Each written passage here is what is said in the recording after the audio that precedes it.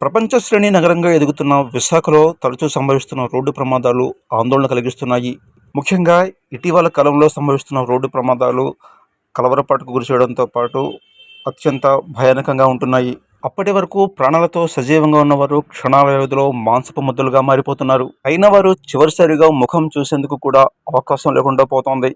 ఘోరాతి ఘోరంగా సంభవిస్తున్న ఈ ప్రమాదాల నేపథ్యంలో ప్రజలకు కొంతైనా అప్రమత్తం చేయాలనే సామాజిక బాధ్యతతో ఒక ప్రత్యేక కథనం చేశాం.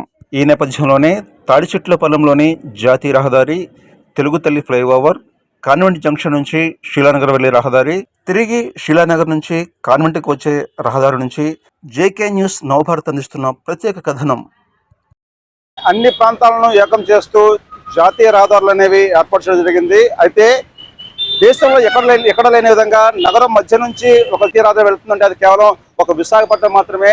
అందుకోసం అని చెప్పనేసి విశాఖలో ఎక్కువగా ప్రమాదాలు సంభవించే ప్రాంతం కూడా విశాఖపట్నం జాతీయ రహదారి పైన కరెక్ట్గా ఉన్నటువంటి ప్రదేశం తాడిచెట్లపాలెం జంక్షన్. ఈ ప్రాంతం ఇప్పుడంటే ఇక్కడ ట్రాఫిక్ సిగ్నల్స్ ఏర్పాటు చేశారు, కానీ గతంలోని సిగ్నల్స్ లేనప్పుడు అనేక ప్రమాదాలు సంభవిస్తూ ఉండేవి.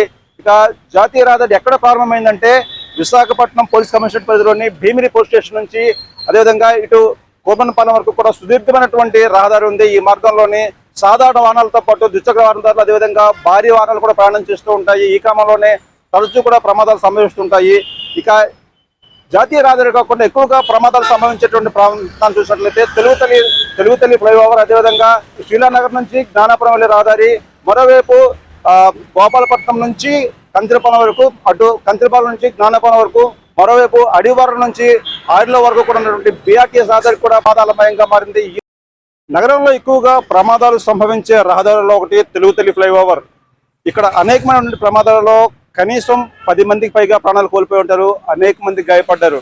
ఇక్కడ నుంచి సుమారు ఒక 200 మీటర్ల దూరంలో ఉన్నటువంటి ఒక చిన్న కరువు ఉంది. ఆ కరువు సమీపంలో అనేక ప్రమాదాలు సంభవించాయి. ఇటీవల తెలుగు తల్లి ఫ్లైఓవర్ పై జరిగినటువంటి ఒక ప్రమాదాన్ని పరిశీలించినట్లయితే ఇక్కడ నుంచి సుమారు ఒక 200 మీటర్ల దూరంలో తరచూ కూడా ఎక్కడైతే ప్రమాదాలు సంభవించాయో ఆ ప్రమాదాల నివారణకు గాను ఆ స్పీడ్ బ్రేకర్లను ఏర్పాటు చేశారు.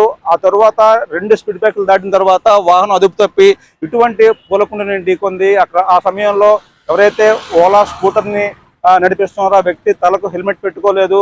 అతని తల నేరుగా ఈ పూలకుండిని తాకడం, అతను నేలపైన రోడ్డుపై పడడం, అదేవిధంగా ఈ వెనకాతల వ్యక్తి కూడా అదేవిధంగా ప్రాణాలు కోల్పోవడం జరిగింది. నేను ప్రస్తుతం అయితే జ్ఞానాపురం నుంచి పారిశ్రామిక ప్రాంతానికి వెళ్ళేటటువంటి ఈ రోడ్లో ఉన్నాను.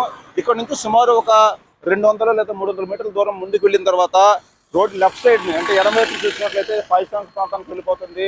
హెచ్పిసిఎల్ కావచ్చు, లేకపోతే ఐఓసి కావచ్చు, ఆ ప్రాంతం వెళ్తుంది. అదే చూసినట్లయితే శీలానగర్ ప్రాంతానికి వెళ్ళడానికి ఉన్నటువంటి మార్గం, ఆ ప్రాంతంలో ఎక్కువగా రోడ్డు ప్రమాదాలు సంభవిస్తున్నాయి. నేను ప్రస్తుతం శీలానగర్ నుంచి జ్ఞానాపురం వైపు వెళుతున్నటువంటి రహదారిలో ఉన్నాను. విశాఖలోని అతి ముఖ్యమైనటువంటి రహదారులలో ఈ రహదారి ఒకటి. వరుసగా ఈ ప్రాంతంలో కూడా ప్రమాదాలు సంభవిస్తూ ఉంటాయి.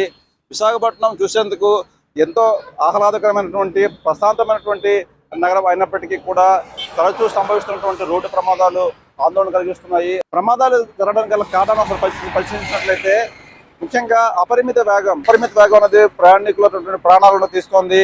ఇంకా ఇటువంటి భారీ వాహనాలు ప్రయాణించేటటువంటి రహదారుల్లో చాలా అప్రమత్తంగా ప్రయాణం చేయాల్సినటువంటి అవసరం ఉంటుంది. చూస్తుండగానే సులువుగా మనం వాహనాలను ఓవర్టేక్ చేసి ముందుకు వెళ్ళొచ్చి అనుకుంటాం, కానీ అనుకోకుండా రెప్పపాటులో ఘోరాలు జరిగిపోతూ ఉంటాయి. ఇక్కడ చూసినట్లయితే ఈ మార్గంలో ఎక్కువగా భారీ వాహనాలు ప్రయాణిస్తూ ఉంటాయి, ట్రాలర్లు ప్రయాణిస్తూ ఉంటాయి.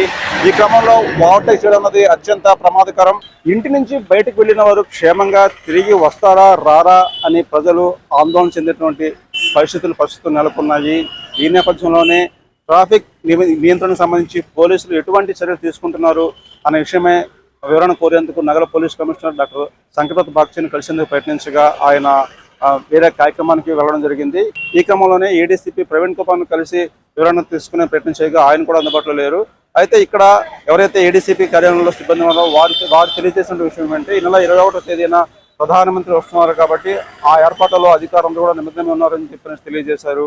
సో ఇది ఓవరాల్ గా పరిస్థితి. ఏదైనప్పటికీ కూడా వాహన చోదకులు నిరంతరం కూడా అప్రమత్తంగా ఉండాలి. ముఖ్యంగా వాహన వేగాన్ని నియంత్రణలో పెట్టుకోవాలి. ద్విచక్ర వాహన చోదకులు తప్పనిసరిగా హెల్మెట్ ధరించాలి. అదేవిధంగా 4 వీలర్స్ నడిపేవారు సీట్ బెల్ట్ ధరించాలి. మద్యం సేవించి వాహనాలను నడపడం ఎంత మాత్రం కూడా శ్రేయస్కరం కాదు. మరొక ముఖ్యమైన విషయం, అది జాతీయ రహదారి కావచ్చు, లేదా తెలుగు తల్లి ఫ్లైఓవర్ కావచ్చు, మరి ఎక్కడైనా కావచ్చు, ఓవర్టేక్ చేసే సమయంలో చాలా అప్రమత్తంగా ఉండాలి, లేకపోతే ప్రాణాలు గాలిలో కలిసిపోయే ప్రమాదం ఉంది.